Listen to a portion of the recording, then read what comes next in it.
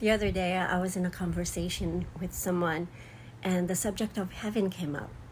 And I can't really say much about heaven because I've never been there.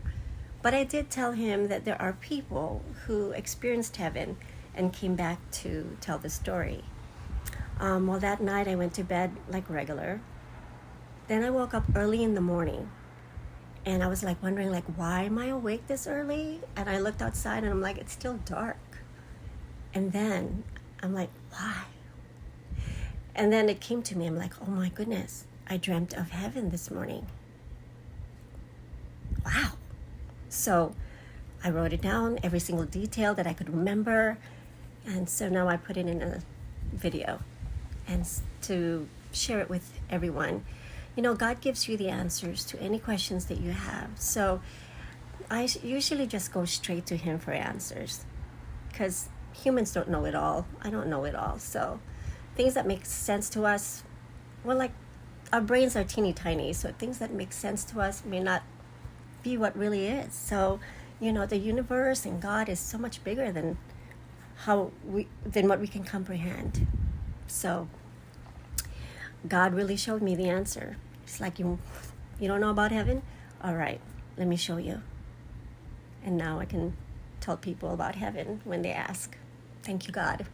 I was in a house and happened to look towards the balcony and saw that the skies were turning red. So I rushed out, look around, and there was silence and nobody was around. I just knew that these were the signs of the end of times. As I was looking at the red sky, right next to it appeared this beautiful flowers. Here on earth, it opens in the evening and closes in the morning.